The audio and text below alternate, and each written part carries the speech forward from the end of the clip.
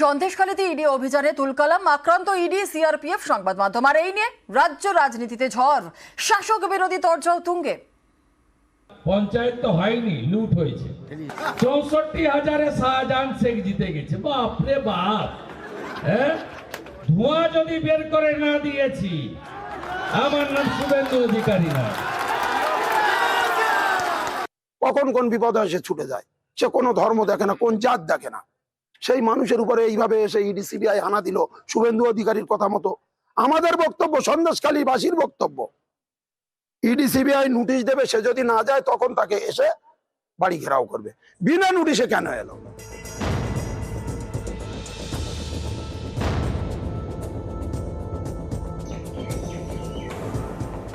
তল্লাশির পাল্টা হামলা, সন্দেশখালীতে তৃণমূল নেতার বাড়িতে অভিযান ঘিরে তুলকালাম, ইডি সিআরপিএফ এর ওপর হামলা, মাথা ফাটল তদন্তকারী সংস্থার অফিসারদের, গাড়ি ভাঙচুর, প্রাণ ভয়ে অটোয়ে পালালো ইডি।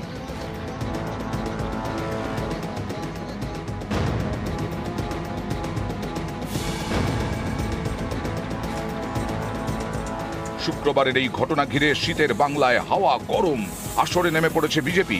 সোশ্যাল মিডিয়ায় শুভেন্দু অধিকারী লেখেন, ভয়ঙ্কর, পশ্চিমবঙ্গের আইন শৃঙ্খলা ভেঙে পড়েছে। সন্দেশখালীতে ইডি আধিকারিক এবং সিআরপিএফ এর ওপর বর্বরচিত আক্রমণ হয়েছে।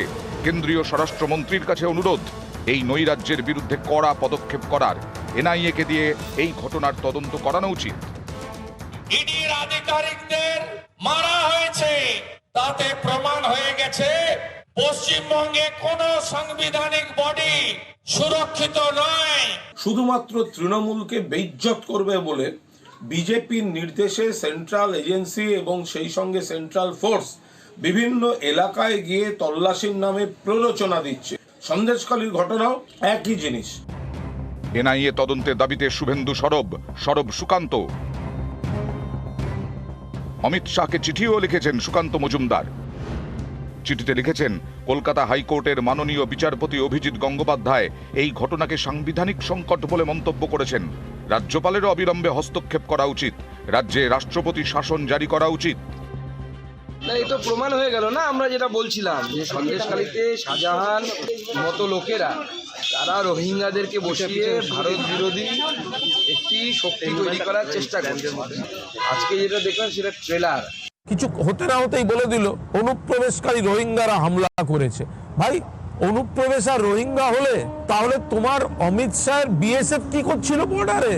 সিনগুলো তৈরি করছে বিজেপি।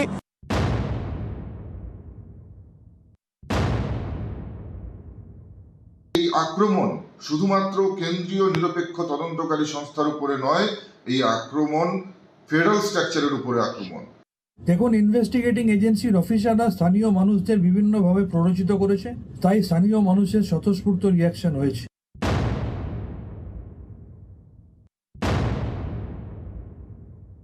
এই যেখানে অবস্থা পশ্চিমবঙ্গের আইন শৃঙ্খলার, সেখানে এটা fit case for imposing presidential rule.